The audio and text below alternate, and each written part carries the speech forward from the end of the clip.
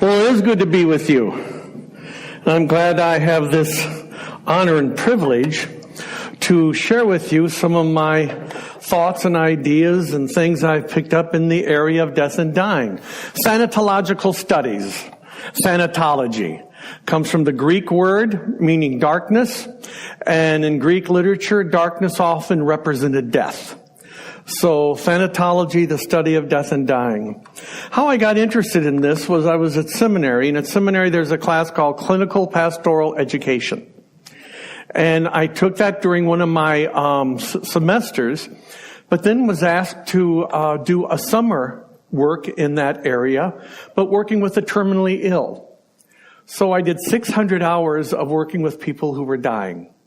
That was 6 days a week, 10 hours a day for 10 weeks up in Minnesota. I can remember my very first day at the hospital. I went up to the floor that I was assigned to, and at that time we had to wear Roman collar shirts to identify ourselves as clergy. And the head nurse, Nurse Tweedum was her name. And I went to her desk and she said, "Padre, go down and talk to Oscar Smith. He's the last room on the left. He needs to talk to somebody." So I got into that room, and here was this man in a bed that was tinted so the sheets wouldn't touch his body. He had a full body staph infection, had this sardonic smile on his face, and what were my words of wisdom? "So Oscar, how you doing?" And I panicked and left. And that night at the supper table in our apartment on campus, I said to Debbie, "I got to go back down there tomorrow and make this right." And I went down the next day to see him, and he had died that night. So when I was asked to do this for a summer, I thought, I think I would like that. Now, as I said, it was 10 hours a day, 6 days a week for 10 weeks. I came across every disease imaginable. And psychologically, I picked up every disease I came across. Over-identification. I think I had 3 heart attacks that summer, 2 aneurysms in the brain, came down with cancer about 9 times, all psychologically. I was telling one table, the only ward I felt safe on in the hospital was the OB ward. I knew I couldn't get that. But I found the more I got involved in this area or this discipline, I really liked it. I really did. I liked it because when you're working with a person who's dying, you don't have time for hidden agendas. You have to roll up your sleeves and get right to work, because if you don't, the person could die that night. So I found it to be extremely rewarding and fulfilling, and something that I knew at that time I could spend the rest of my life in this area of study. When I came to Zanesville, when we came here in November of '86, it was my 3rd summer here, and Princeton was offering an excellent program in the area of death and dying, and the church gave me that summer to go and spend all that time at Princeton. Half the time was spent on campus, and the other half the time, our closing 5 weeks, we took the train into New York City each day and worked at Memorial Sloan Kettering Hospital in their ethics department. So that's my background, but I got to tell you, I love being a minister, though. I liked preaching, and I liked being a minister. But this is an area that God has called me into. One I would never have suspected, and one I would never have imagined. But I'm so thankful that He did.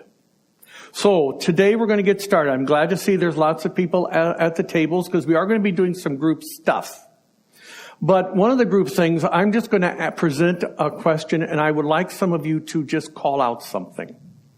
In our culture, we have lots of words and phrases and euphemisms for meaning of death. People will say, well, he passed on, or he's gone home to his reward. What other ones might we have? Anyone? And what was that? Reaching room temperature. Ooh, very good. What was that? God has a new angel. What else? Kick the bucket. Absolutely. Anything else? Going home. Big one. Yes. Or they've just gone. Expired. Yes. Why do we use those phrases? Why do we use those words? We don't like death. And we don't like talking about it.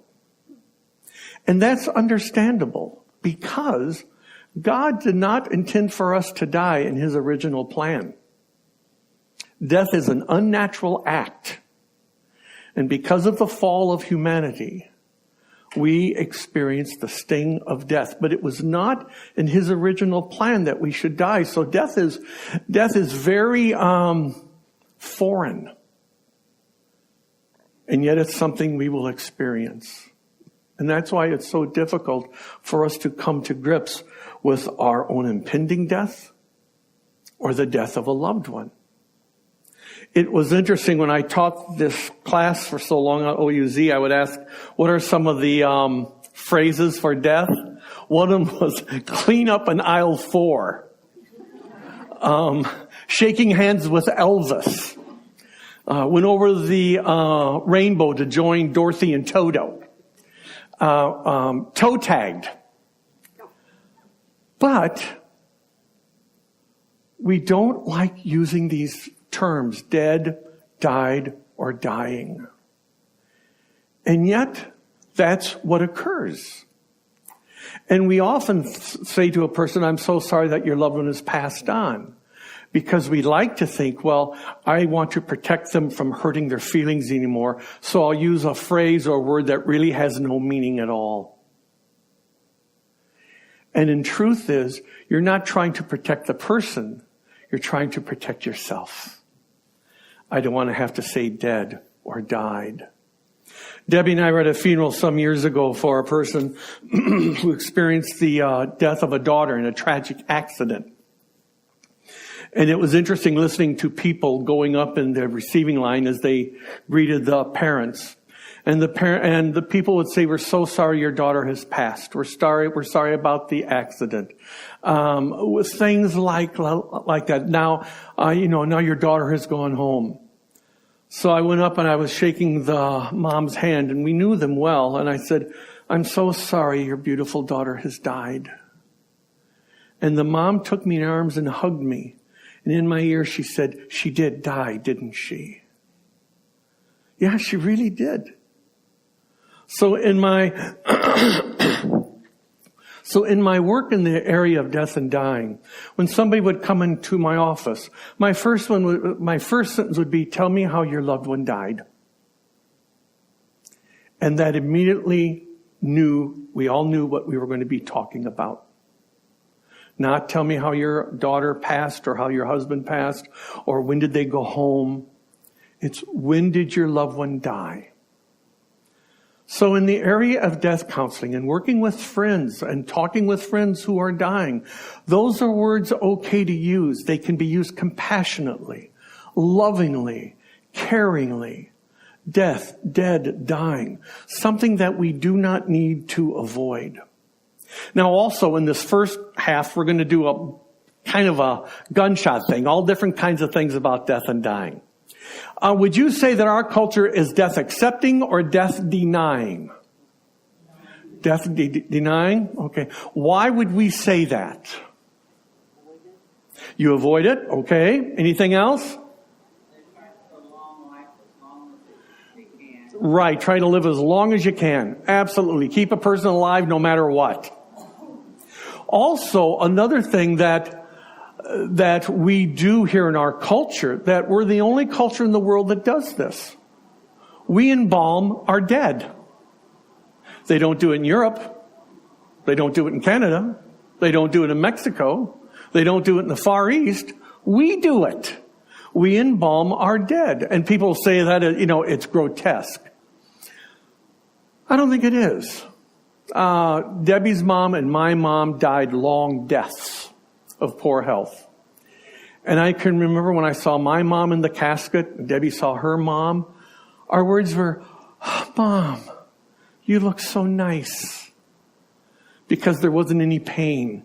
There wasn't any discomfort. And the vision of my mom and Debbie's mom in my mind was how nice they looked when they were in the casket. Did any of you know when embalming started? You are so smart, Dana. I've been his pastor a long time. You are so smart. Yes.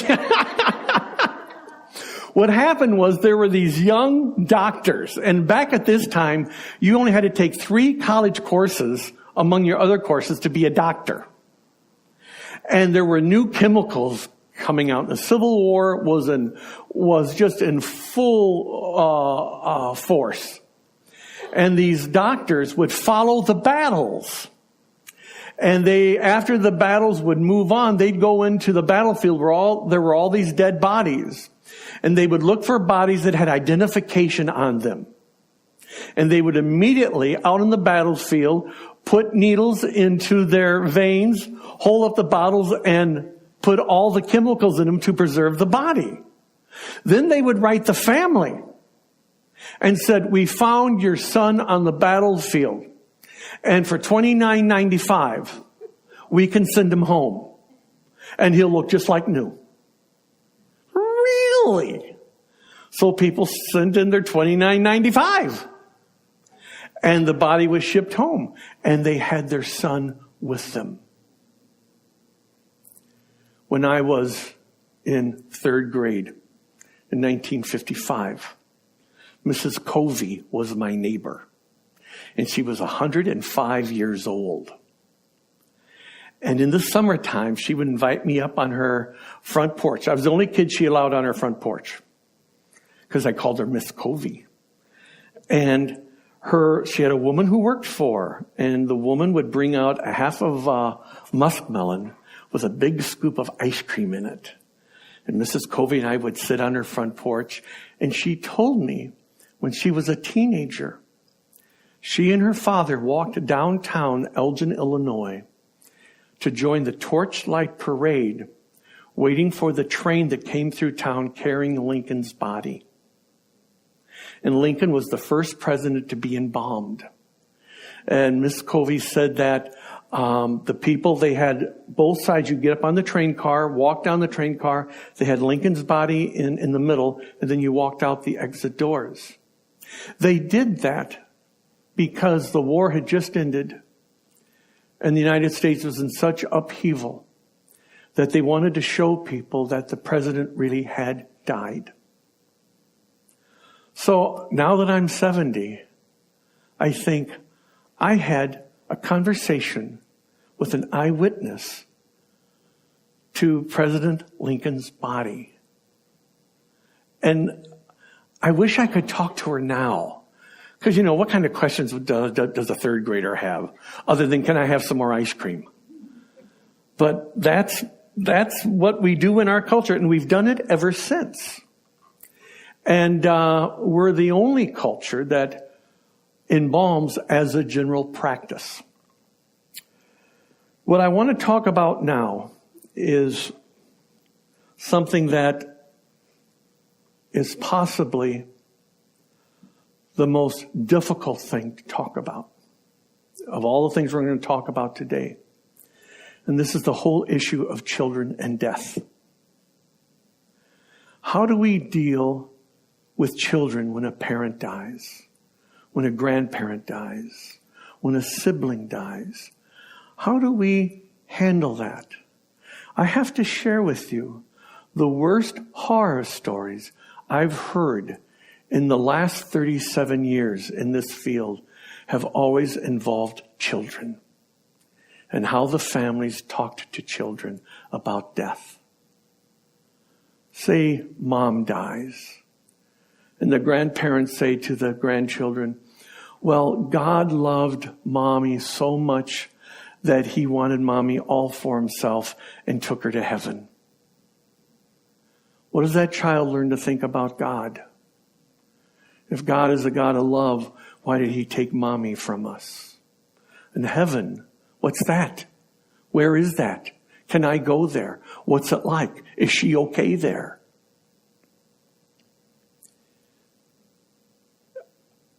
One time, many years ago, I was in my office at Market Street, and a young pregnant woman came in, 27 years old and suicidal.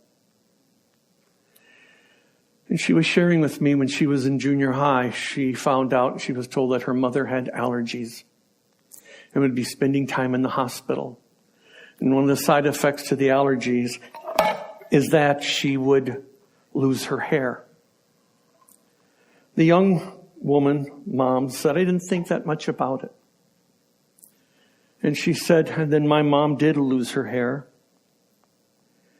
And she said, the day she went to the hospital the last time, I was in school. The day she died, I was in school. The day of her funeral, I was in school. And no one told me about my mom. She said, until I came home from school that day. And she said, I came home and my grandparents were around the kitchen table with my dad and they were all crying and they looked at me and said, your mother has died and there's nothing we can do about it. And that's all they said to her. So when she married and became pregnant, her fear was that something might happen to her. And the family would do the same thing to her child that they did to her.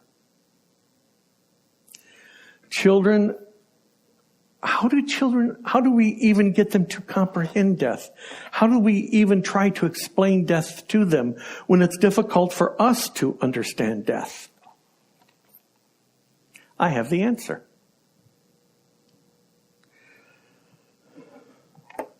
A toy. See it? I hope I'm strong enough. I'm not. Hang on. Last time I got one of these, it worked perfect. Aha. Nope. Huh? I'll stomp on it.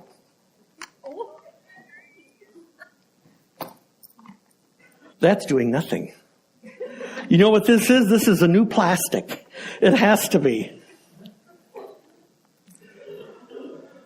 It didn't do anything to it. Anyway, I spent a whole $1 on this lousy thing and I can't break it. Children understand things that break. They understand that sometimes things break and they can't be fixed. So if grandpa dies or grandma or an aunt or a parent, what do you say to the child? You don't say, well, God loved them so much that he wanted mommy or grandma or grandpa all to himself.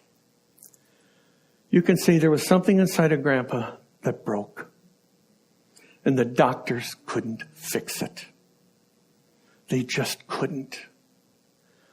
So his body died because it was so broken. But where does grandpa live now? In our hearts. In our memories. Because we can call up all those good memories that we have of grandpa and have a smile on our face. You know, as adults, we have reached a certain level of sophistication, I would like to think. We have found a level that we can work on. And in this level that we work on, we experience mountains and valleys. But yet, we still function. You know, a mountaintop experience for Debbie and me, 15 years ago when we bought our first house. A valley experience, 15 years ago when we made our first house payment. You know? But yet, we still can function. Children, in their cognitive development, don't have that luxury. Children mature in stair steps. So let's say Sue is in second grade and her mother dies. Sue can only handle that as a second grader.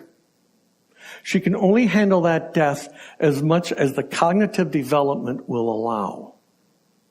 So therefore, in 3rd grade, 4th grade, 5th grade, 6th grade, and up, she has to reprocess that death every single year. She has to work that through. And it is so important that the 2nd grade teacher tells the 3rd grade teacher, Sue's mama died last year when she was in my 2nd grade class. So this year, for birthdays, for holidays, Valentine's Day, there may be some acting up, or she may get very quiet and kind of close in. And you need to be aware of that. And let her process it over and over and over and over again. Until they're in their late teens or mid-20s is when that processing starts to slow down. We can encourage this process to go through with children by not denying children the need to grieve. When I was working with a family once, and the teenage son told me, I can remember when Dad died.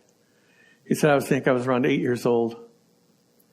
He said, Grandma and Grandpa told me, don't talk to Mommy about Daddy because that'll make her sad. And we don't want to make her cry. Mommy tells the 8-year-old, don't talk to Grandpa and Grandma about Dad because they're old and it'll get them upset and they'll start to cry. So in the long run, who does the child talk to? No one.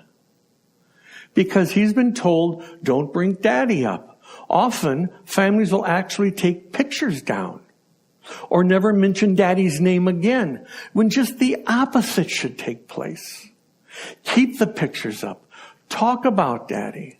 Say, and you can even say to the child, I thought about Daddy today. Boy, I miss him. If I miss him, I can't even imagine how much more you miss him. What are you doing? You're allowing that child to talk about the death of Daddy. You're not closing it up. You're not stifling the cognitive development that needs to go on over and over and over again every year. And what do you need to do for that child? One of the things, because sometimes they can't tell you how they feel or what they feel. They just know something's wrong. Get out the paints. Finger paints, any kind of paint, crayons. Have them draw pictures. Draw me a picture of how you feel. One little boy experienced the death of a parent, and he drew the picture of a plane crashing to the ground. Now, his dad didn't die in a plane crash, nor his mom, but that's how he felt. Out of control, plane going down, everybody's dead.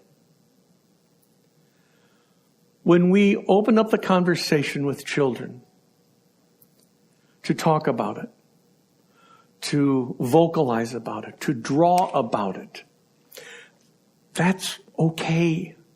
And that's what needs to be done, because they have not reached that level of sophistication of where you say, I can deal with this. I can handle this. As much as it hurts, as much as it's painful. So when dealing with children, please use words and phrases that they'll understand. I almost never talk about heaven with children. I have a hard enough time comprehending what heaven is. But what we talk about in particular is just the loss. And a child's number one fear when a parent dies, the number one fear is, who's going to take care of me? I can't reach the faucet. I can't tie my shoes. I don't know how to cook. Children are very ego-centered.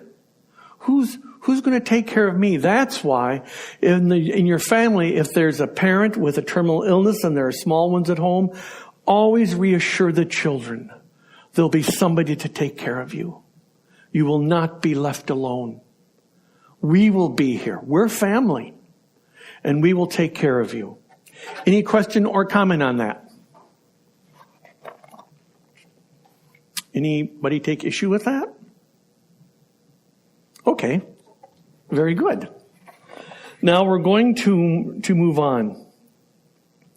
And we're going to be talking now. One of the things I want to do today is to give you tools to take home with you. You're going to have a toolbox, and I want you to take those tools home today so that if tomorrow you found out a dear friend of yours has been diagnosed with a terminal illness, that you will immediately know what to say, how to say it, and what to do to help them through that dying process. We often associate grief with people who are left behind. Do you have an eraser? Is there one up here? A tissue. A tissue? It wasn't on my list. Did you get the list with the steak and the baked potato and the salad?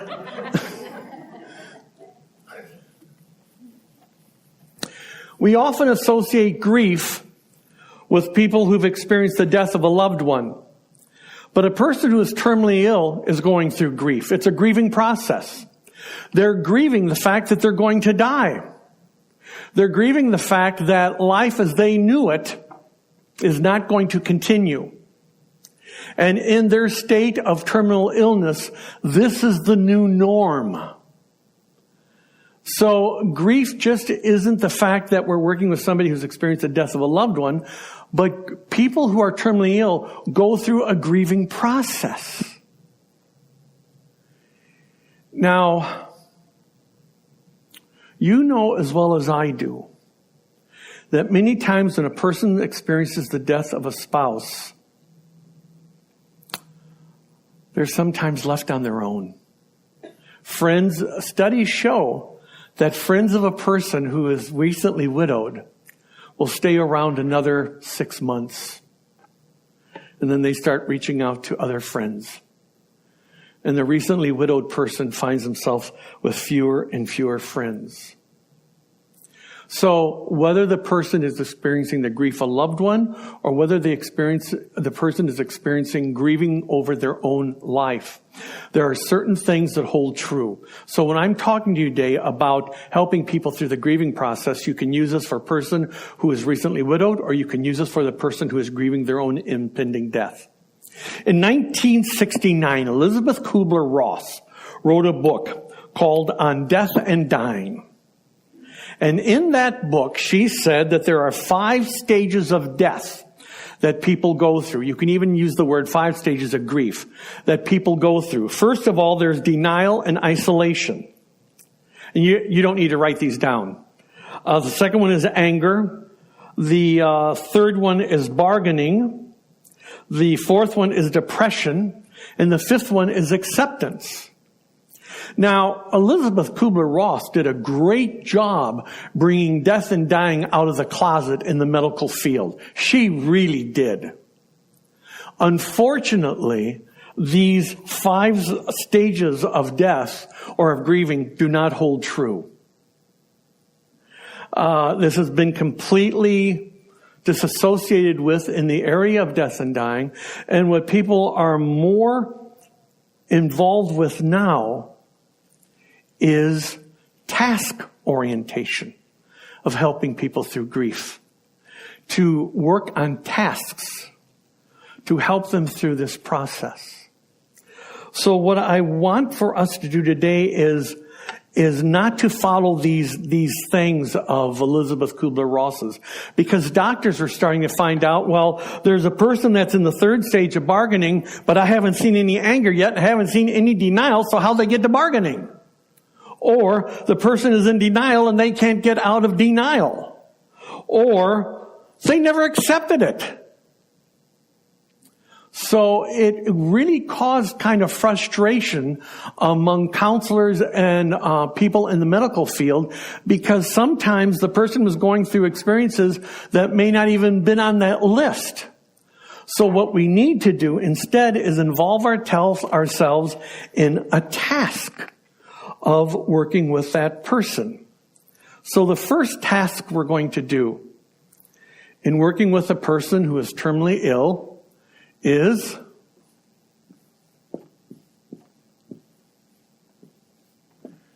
to agree. A-G-R-E-E. Now also you need to know I'm an awful speller and I don't care. So if you can just even look at the word and think you know what it means, that's fine. Why is it important for us to agree that the person is sick? Anyone? Because they are. But, interesting thing is, when a person is terminally ill and wants to talk about their impending death, most people will not listen, including medical professionals. It's too nice of a day to be talking like that. Or, you're going to live forever. Or just wait and see. They're going to find a medicine, and boy, you're really going to get better from that medicine. Or there's the nurse who may say, well, we all got to go sometime. But the thing of it is, a person should not have to get into a verbal defense when they say, I know I'm dying. And if you're ever with a person that says that to you, I'm going to sit down for just a minute in this soft chair. If you're ever with a person who says that to you, I know I'm dying, a great response is, did something happen since the last time we talked? Why is this coming to the surface now? Again, remember, in death and dying, you have no time for hidden agendas. When you're counseling with a person who's dying, you do not have the time to go through the back door and try to interpret all the nuances. Did something happen since we saw each other the last time to cause you to talk this way? What happened? And that can be a very difficult conversation to have. And the thing of it is, don't expect families to have this conversation with their loved one who is dying. It gets too emotional. I can remember a family that I was in my church, and the wife was dying of cancer. She was in home hospice care. They had the hospital bed in the living room in front of the picture window so she could see outside. And I would see them I'd go about twice a month and stop in. And the husband would greet me at the door, and he would take me in to see his wife, Irene. He'd pull the chair up next to the hospital bed, and then he would leave the room. I'll let you two talk. And when he would leave the room, Irene would start sharing with me. You know, my mouth is getting more and more sore. And at night I have all these pains. And last night when I was in bed, I rolled over and I felt another lump coming out on my side. But don't tell Tom. Don't tell Tom. He's doing his best to take care of me, and I don't want him to have to worry. When I would get up to leave, Tom would come back into the room, and he would always walk me out to my car outside. On the way outside, he would say, I heard Irene crying last night. I heard her moan. Yesterday, when I was bathing her, I felt a lump on her side. But they couldn't talk about it. It's not that they didn't care for each other. It's just the hurt, the pain, the relational devastation that my spouse, that my loved one is dying and there's nothing I can do. So who does Irene talk to? She talks to a friend or a pastor, a neighbor, a distant relative. So when Irene says to me, which she had done, Pastor, I know I'm not going to live that much longer. My response was, is this what your body is telling you? And she said, yes. I said, well, then I will agree with you on that. Because if I said, oh, Irene, you're going to live forever. Number one, she would know that I was lying. And also that gives her false hope. So when we are in agreement with a person, we are saying, I hear what you are saying. The disease you have is awful, and the disease very likely is going to take your body. Now, can these conversations get emotional? You bet your life they can. You know, when I turned around 50 years old, something very interesting happened to me physiologically. My bladder moved up behind my eyes. And I can now cry at the opening of an envelope. Tears can just flow down. And there were many times that I would sit with a member from the church and hold their hand and cry with them. Because my heart was breaking for them and what they were going through. Why? Because I agreed with them. You know, in To Kill a Mockingbird, near the end of the book, Scout writes, people bring cakes to birthdays, flowers to funeral, and little things in between. Boo was our neighbor. He gave us 2 soap dolls and a broken watch and chain. She was saying there are big events in our lives, birthdays, weddings, funerals. But one of their biggest events in life is their death. Their impending death. That's a big event. And instead of saying, oh, you're going to live forever, are you going to be okay? What we need to say is, I hear you. And I'm not going to argue this with you. If this is what your body is telling you, I agree. Any question on that? Anything? Are you sure? Okay. So that agreement is really, really needed. The second thing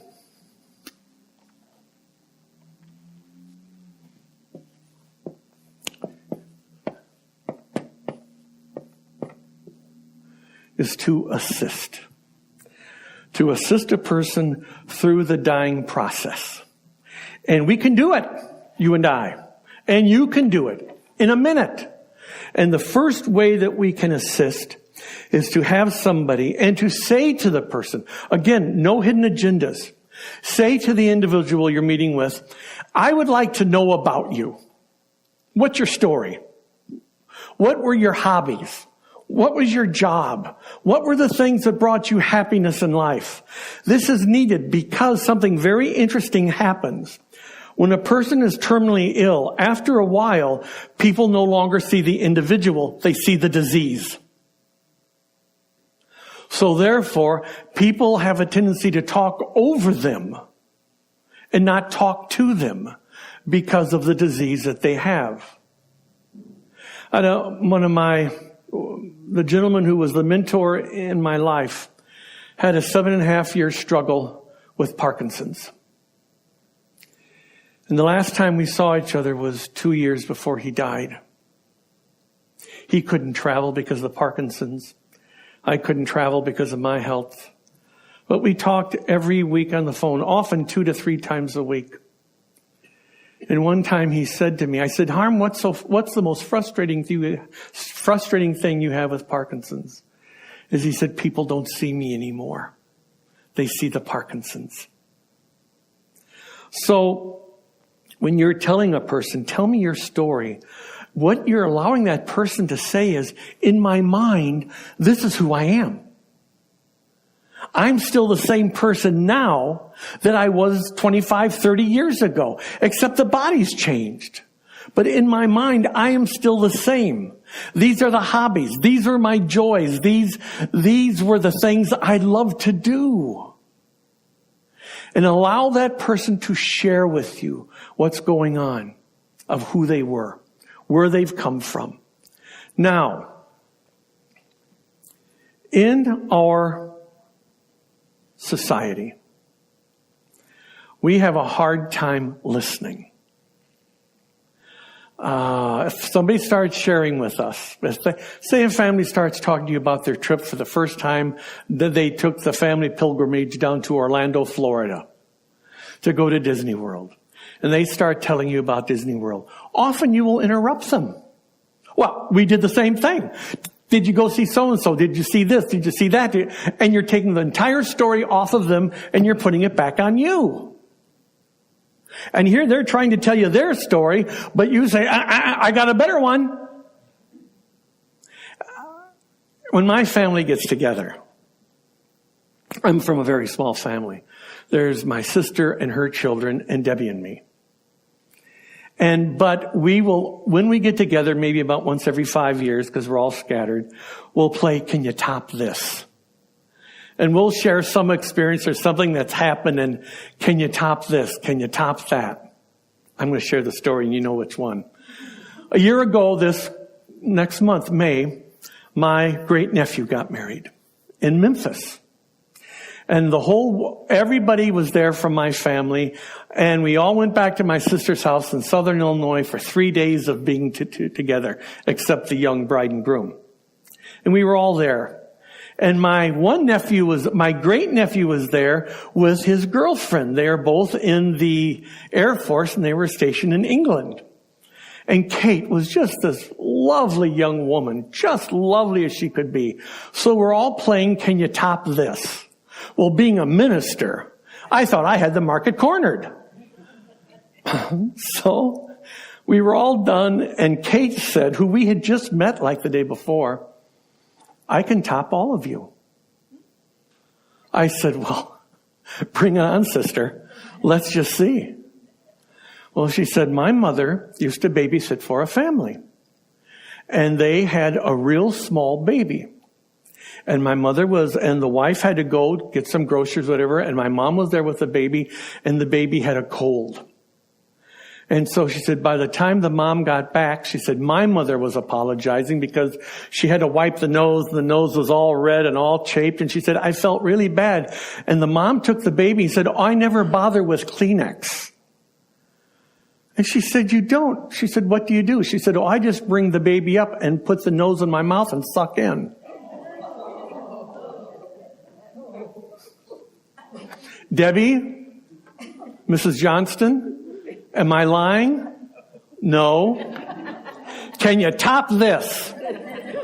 Well, my brother-in-law had a white handkerchief in his pocket. He just started waving it. You win. You win. But in our culture, we like to do that. But not that we like to do it, we just do it. But we cannot take the assisting of listening to the person's story off of them and put it on us.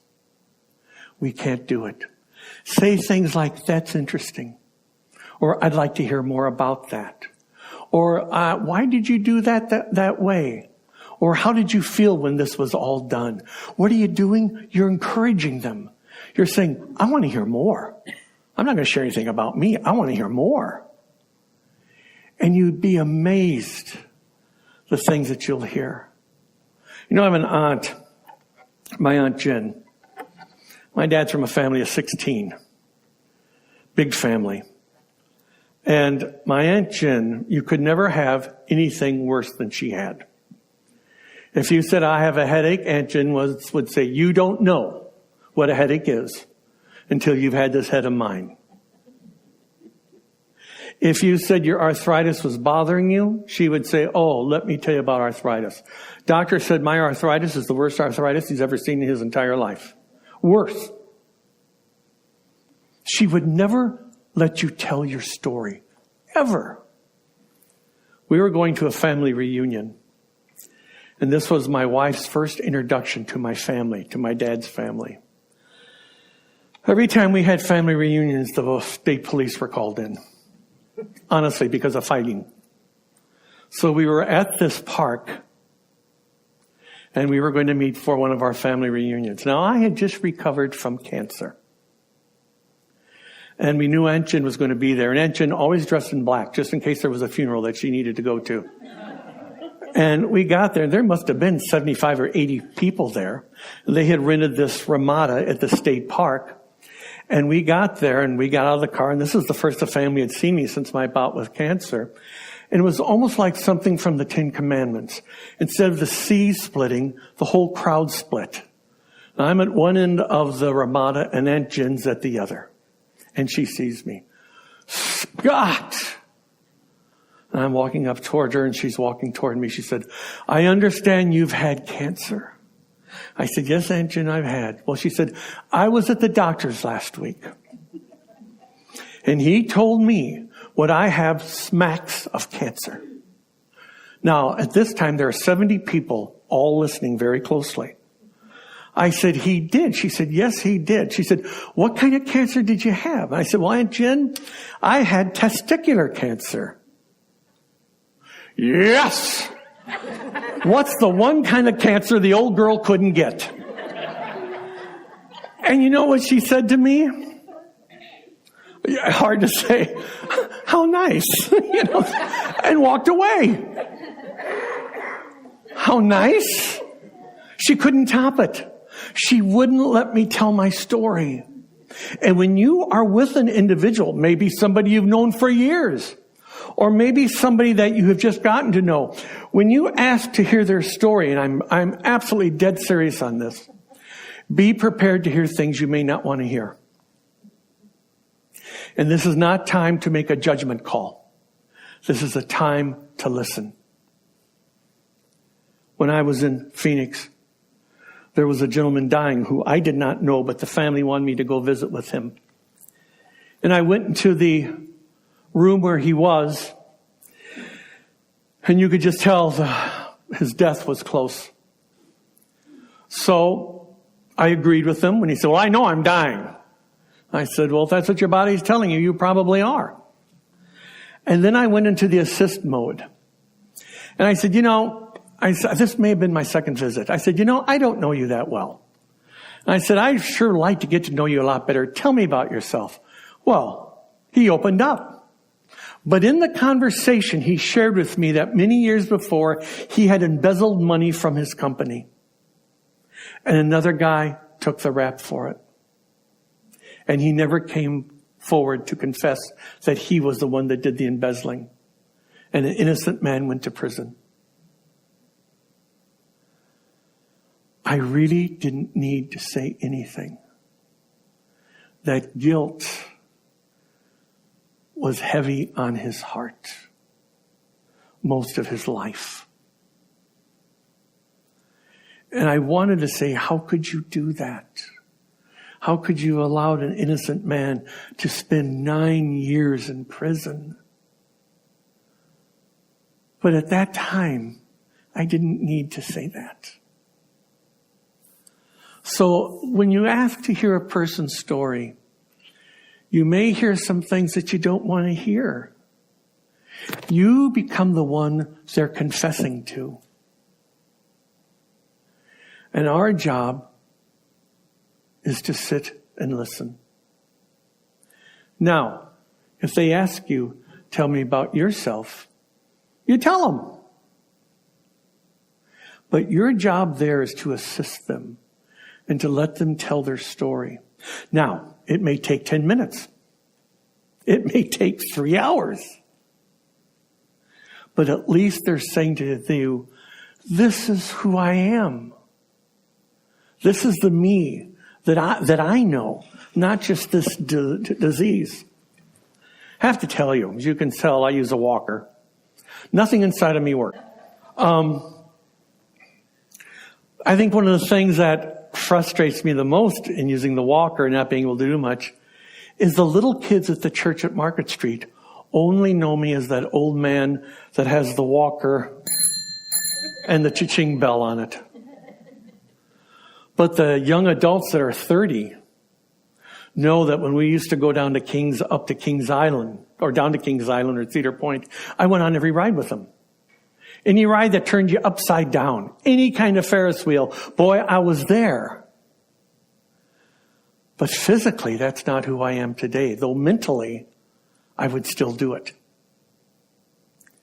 So assisting is so important because it takes the attention off of the disease and places the attention on the individual. And it's really needed. It really is.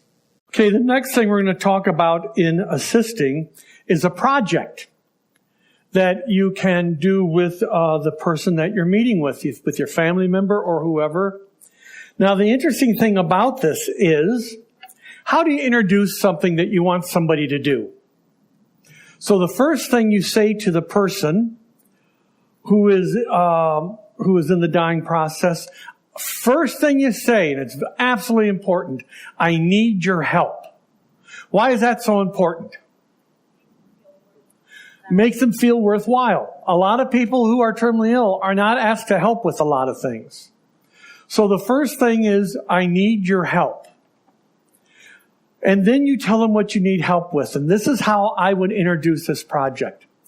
I would say, several years ago, I was doing some my postgraduate work at Princeton. And I had this instructor, and he gave us this assignment to do with people who are experiencing a terminal illness. And I would like your help with this. And I have never had a person turn me down. And here's what you want the person to do.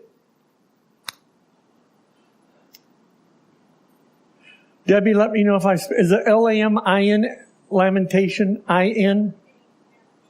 E-M, okay.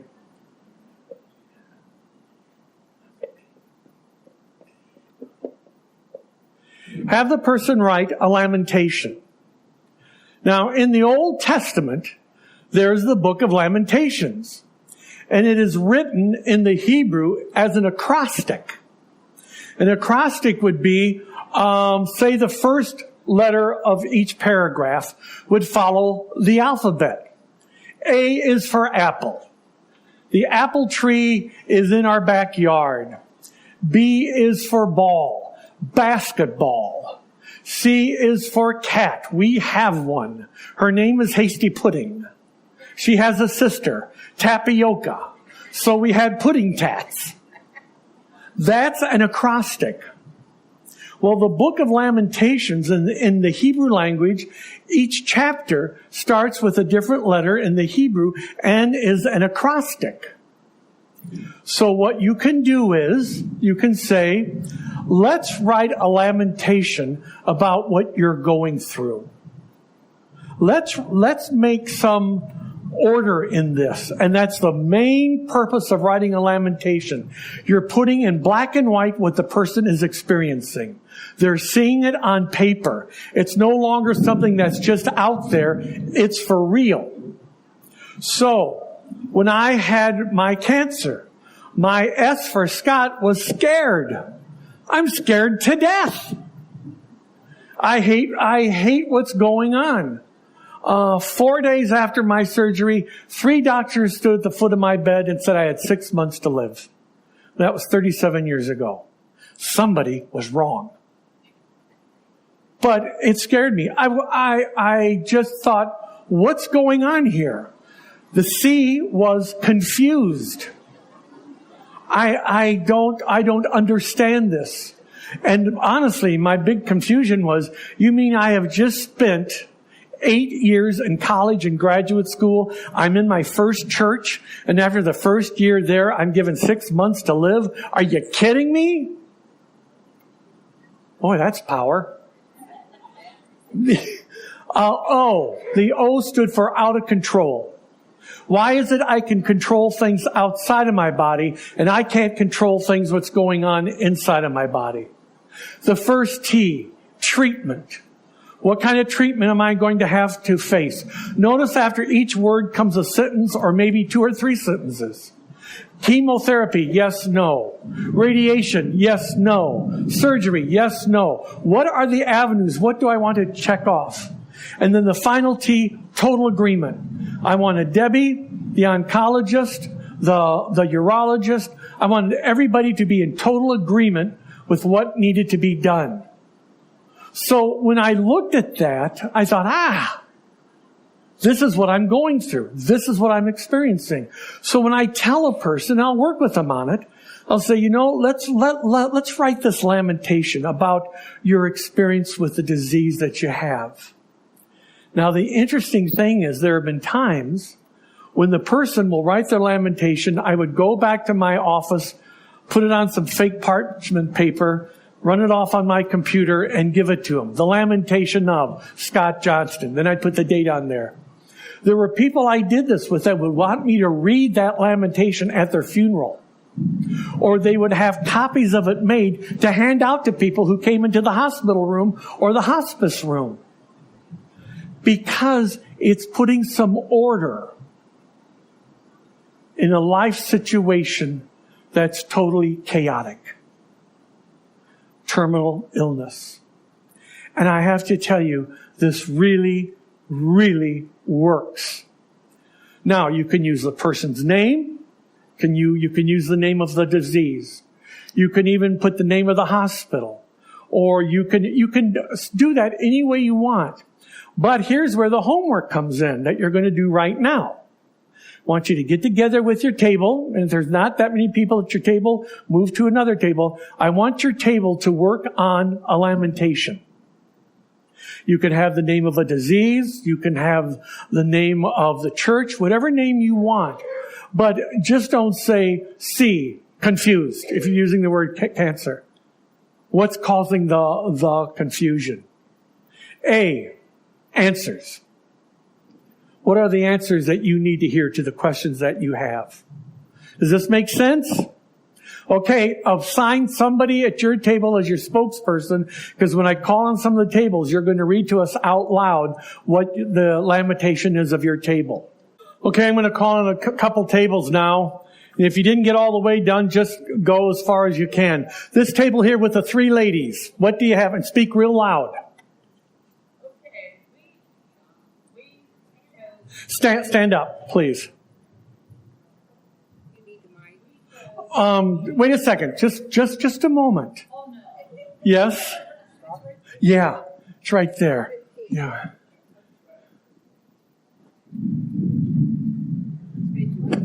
There you go.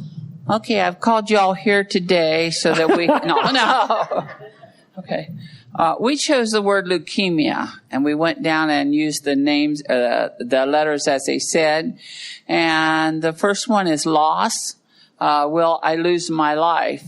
These are things that we need to talk about.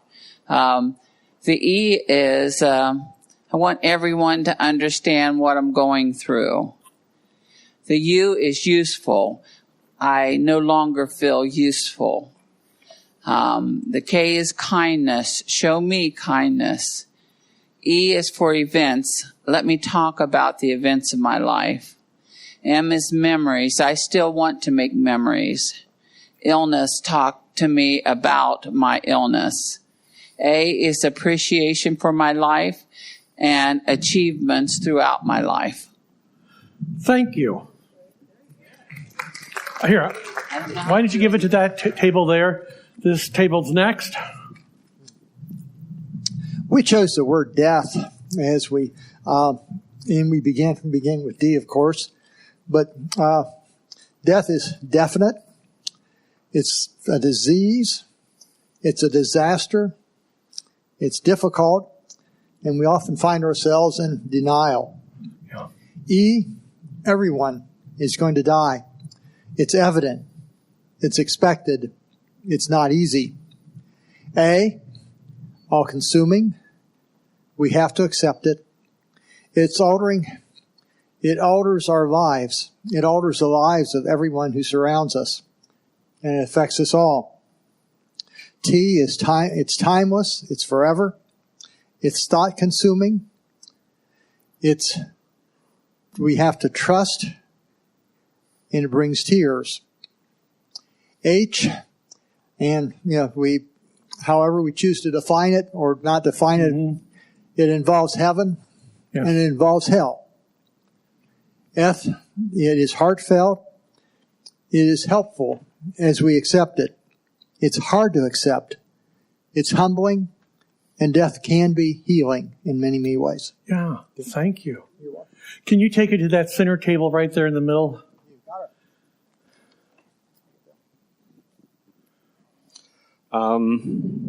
We chose heart failure. Your health fails due to the lack of stamina and pain and being unable to continue to do things. The efficiency of the heart and its failure causes scary emotions. Anxiety from angina stops trying to do things and causes depression. Regret for things not done, and the rhythm of life changes. And, well, you have time to finish. Time to come, you don't know. Timid to try, and need to trust in the Lord and lean not on your own understanding. Thank you. I think that's all we're going to do right now, okay? Thank you very much. Do you see how this can help? And as I said, when people wrote these, and I've never had a person say, no, I won't do it. Again, I've had them want me to read these at their funerals or to make handouts, have it next to their hospital bed.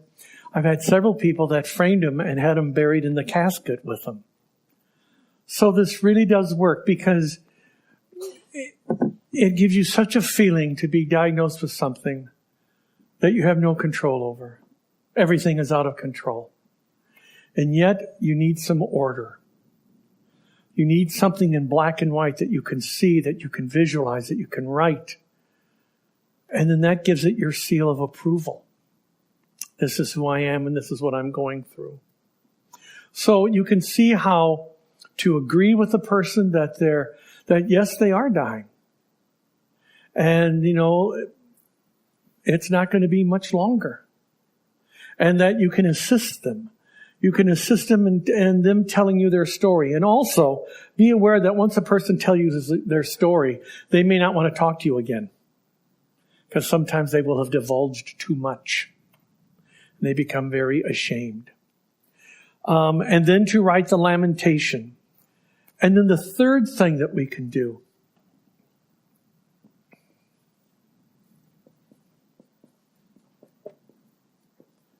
is to affirm the person. Affirming is something that is needed in all of our lives, but it's something that we don't always accept. Debbie and I had a very dear friend, and her name was Regine Ingram. She was the most unusual person we had ever known. When you met her, you thought this woman cannot possibly be for real. This just can't happen. But this is who she really was. Pat, I'm going to play the part of Regine, okay? So can you stand up for just a moment? I'm Regine. I see Pat, who I've known for a long time. I take her hands. Pat, I am so glad to see you today. I thank God for you every single day. You are so special. You are so wonderful. God bless you, Pat. What do you do with that? Oh, yeah, and a lot of this. You are so pretty. Seriously. I saw her once. You must take a seat. I saw her once at a grocery store. She came up to me. Scott, not that far from my face. When I think of you, I think Goody.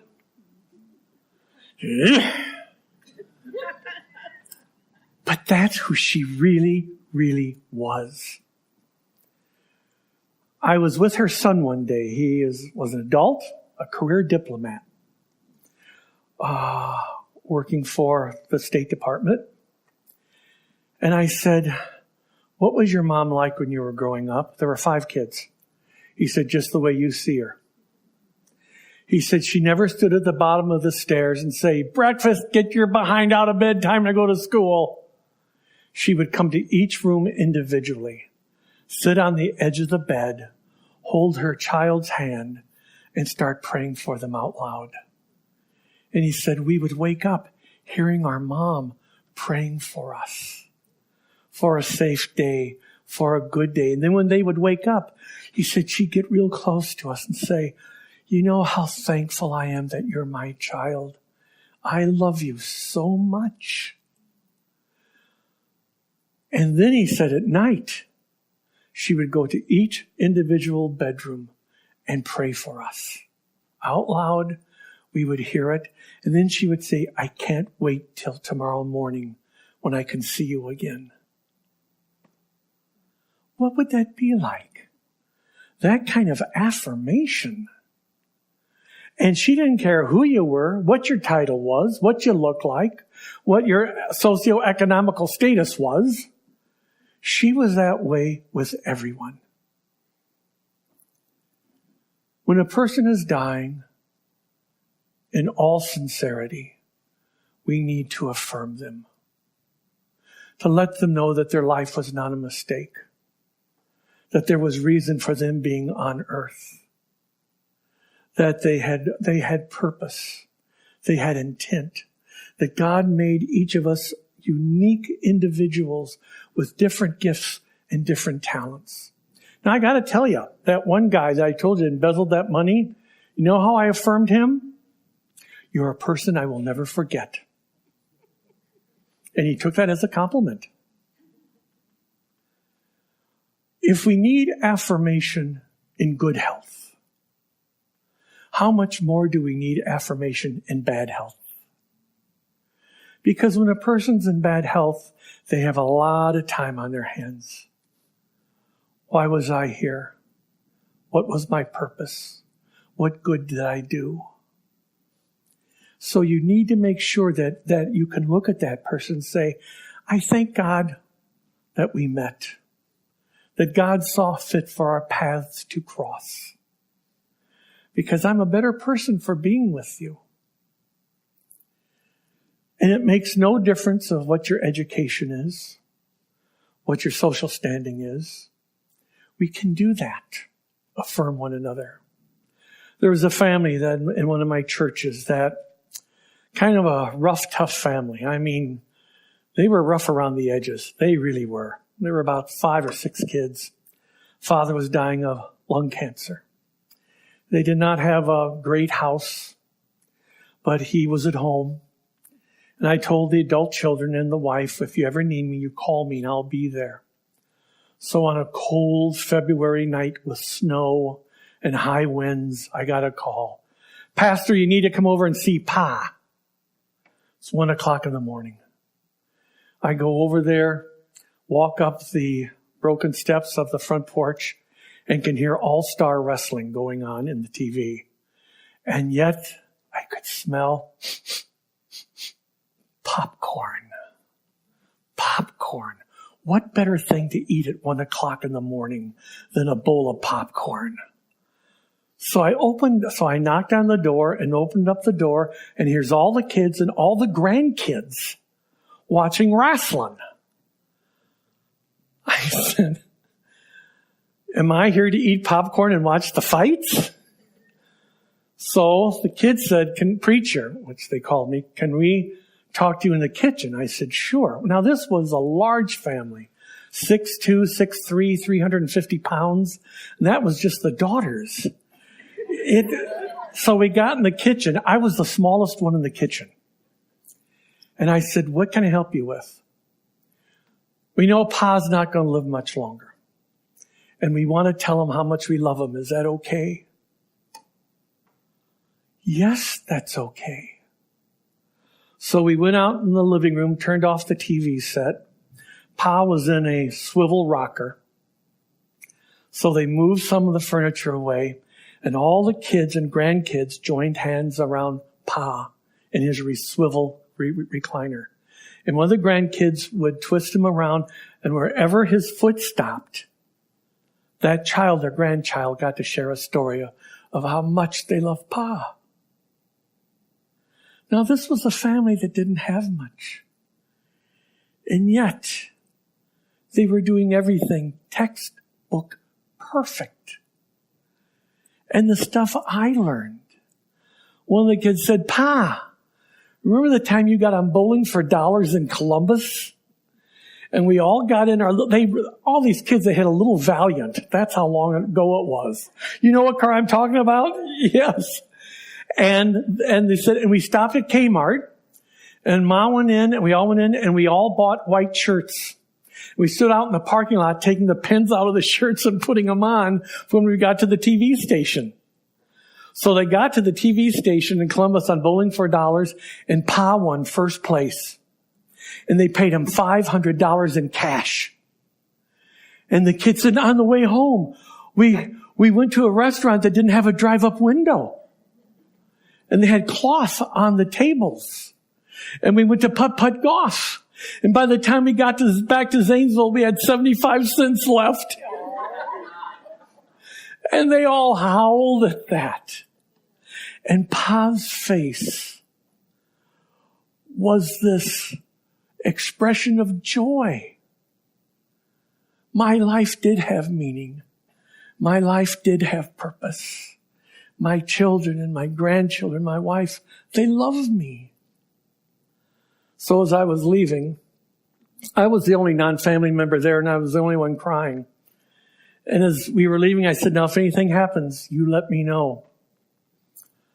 I got home around 3, 6 o'clock, the phone rang.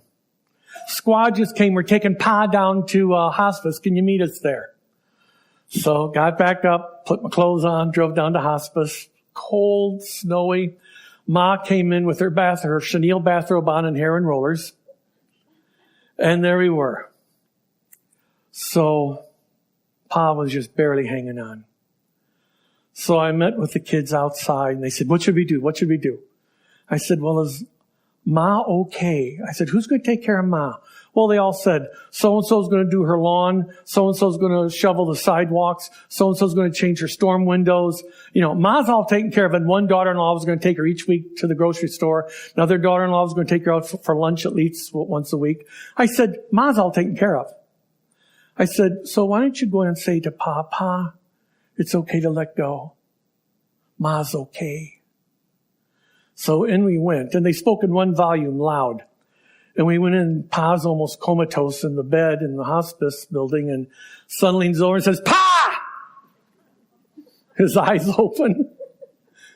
Preacher says it's okay to die now.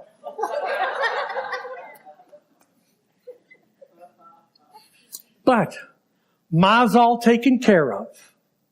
They talked about the lawn, the sidewalk, the windows, the once-a-week lunch, going grocery shopping. And the other son leaned over and said, you don't have to fight this anymore, Pa. Let go. And an hour and a half later, he did. Wouldn't it be something if all of us, our last full day on earth, could have that kind of affirmation that Pa had? Why don't we, instead of waiting for a person to die, affirm people now? I'm glad you're my friend. I'm glad that we've been able to experience many life experiences with one another. If we need that in good health, we absolutely need it in bad health. And again, this family, as I said, they were rough around the edges, but boy, they did it right. They really, really did. For our last part, so the 3 A's, agree, assist, affirm. These are things you can do right now. So these are the tools you're taking with you. Now, you have a handout. This handout here are some things to remember. This is talking about grief, whether it's grief of a person who's dying themselves or grief of a person who's experiencing grief because of the death of a loved one.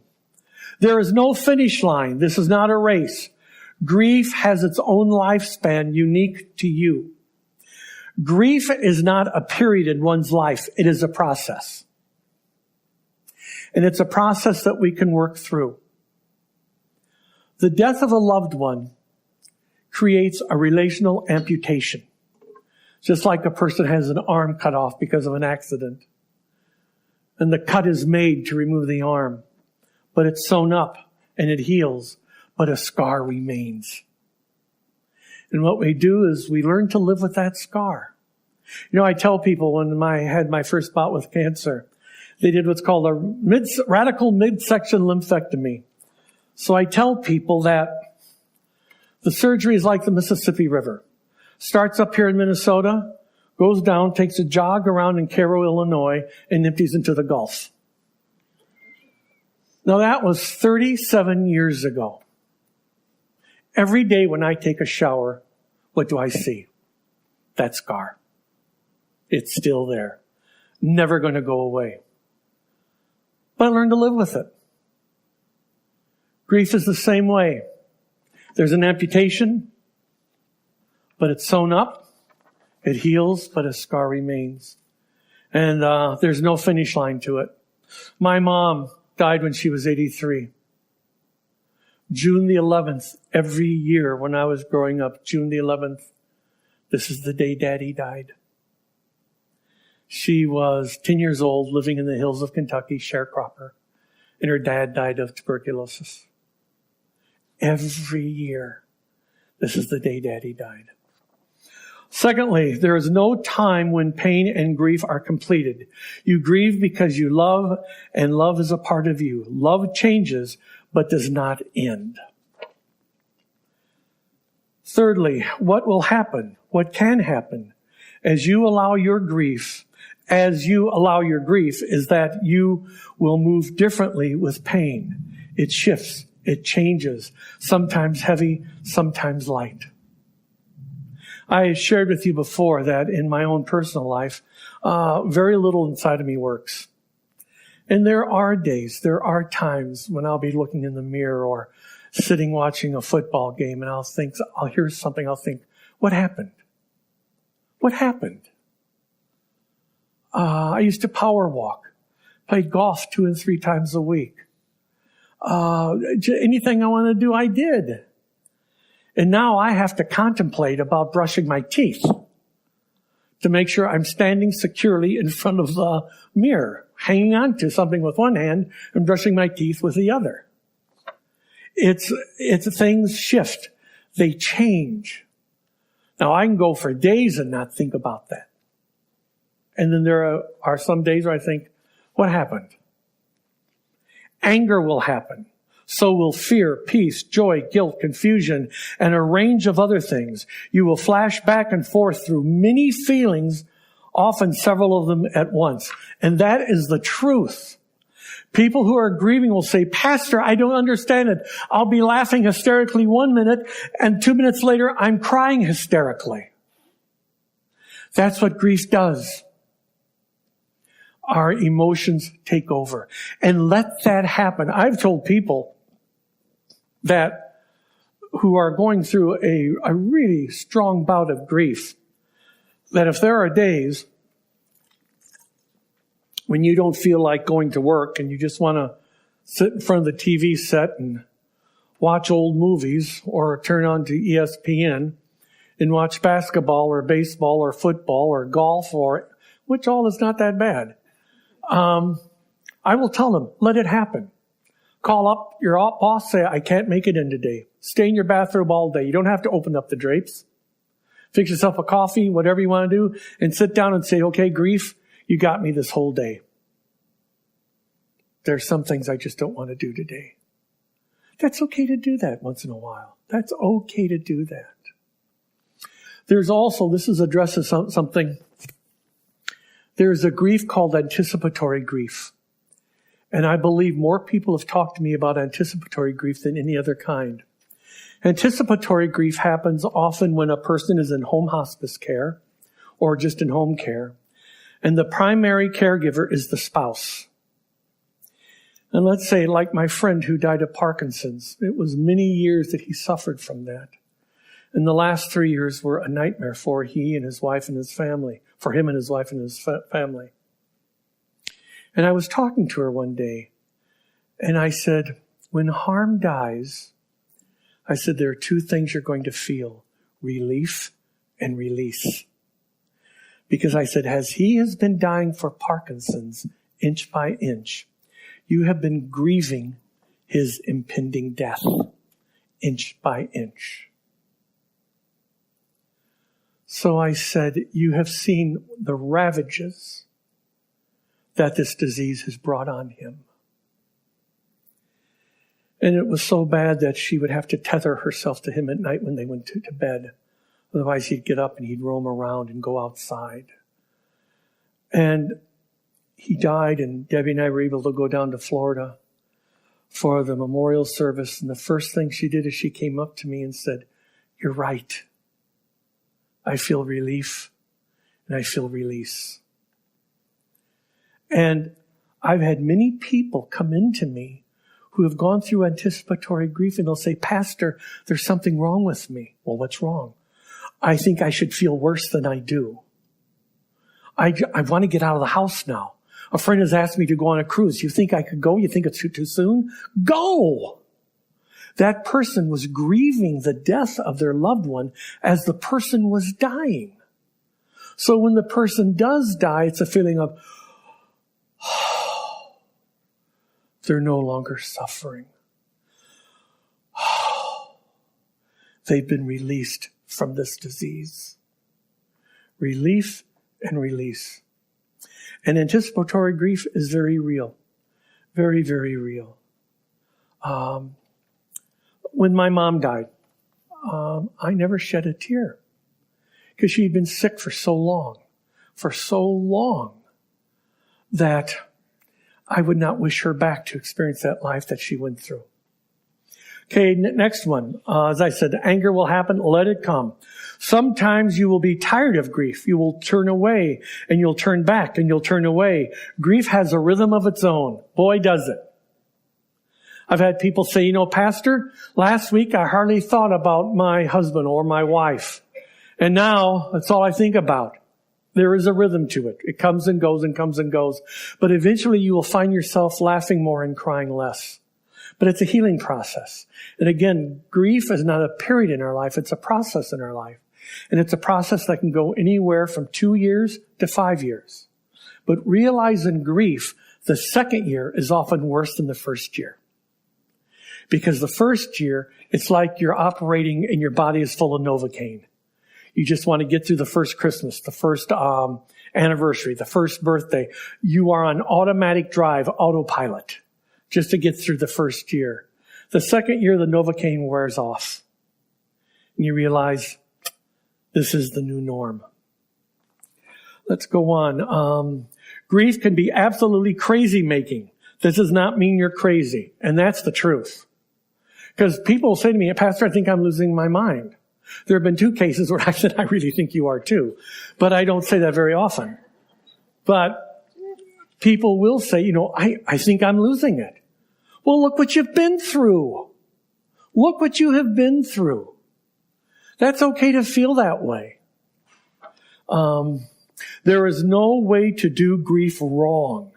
It may be painful, but it is never wrong. I remember one time I had a teenager say about the death of his parent, "I don't know what to do. I've never been through this before." There's no practice, is there? No, there isn't. There just really isn't. Remember that there is no closure.